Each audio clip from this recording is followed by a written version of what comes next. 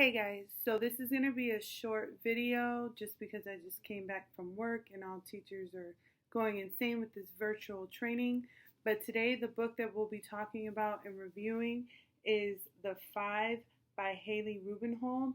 It is about the victims of Jack the Ripper. So welcome to a literary odyssey where we love to read, but we love the journey even more.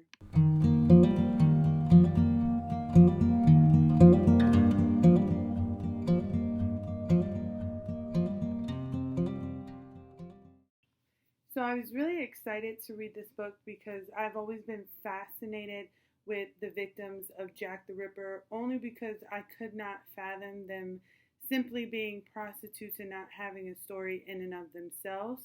So Haley Rubenhall does an excellent job with going through archives and census documents and news articles, journalist articles back during that time to really piece together what these five women's lives were.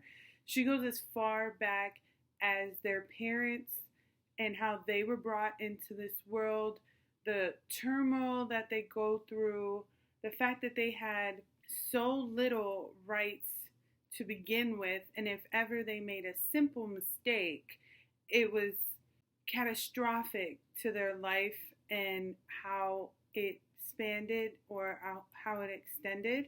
But some of the women in this book were not prostitutes at all. However, back in that time, the laziness of the London police officers and the detectives was astounding. In fact, they just pretty much labeled these women as prostitutes because it was just easier on their workload.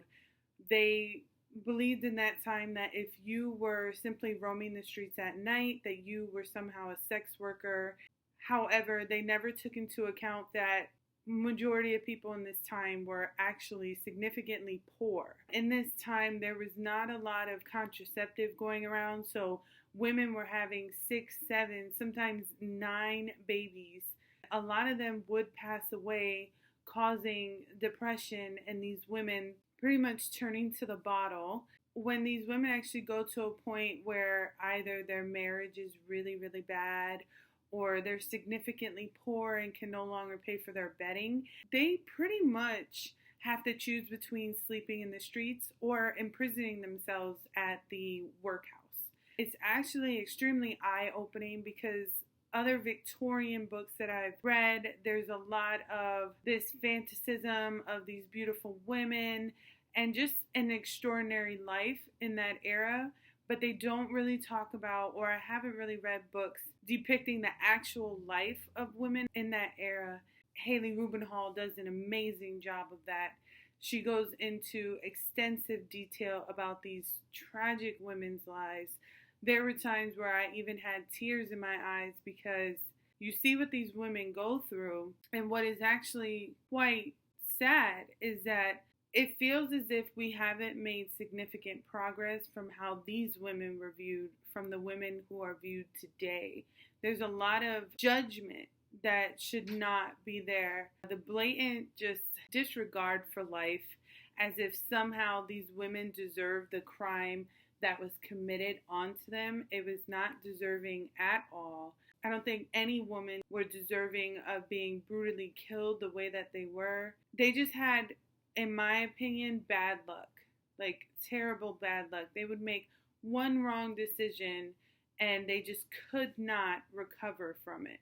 This book was an excellent read. At first, I didn't really care for it because it was a nonfiction read. I'm not really into nonfiction. However, she did an amazing job of maintaining my attention just for the mere fact of trying to visualize the lives that these women had to go through.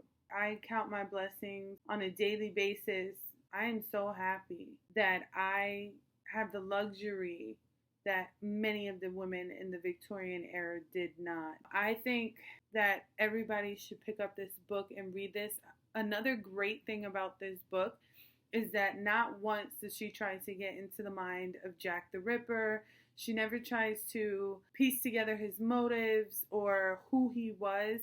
That's not what this book about. She's actually trying to take the focal point off of Jack the Ripper, the curiosity that makes so many people attracted to him, and she just focuses on these women. She gives them their due. At the fact that these women back in the day pretty much were just walked upon and looked at as lesser beings because their crime pretty much was only being born a woman was very eye-opening. I highly suggest this book to anyone who is interested in actually learning the lives of these fantastic but tragic women.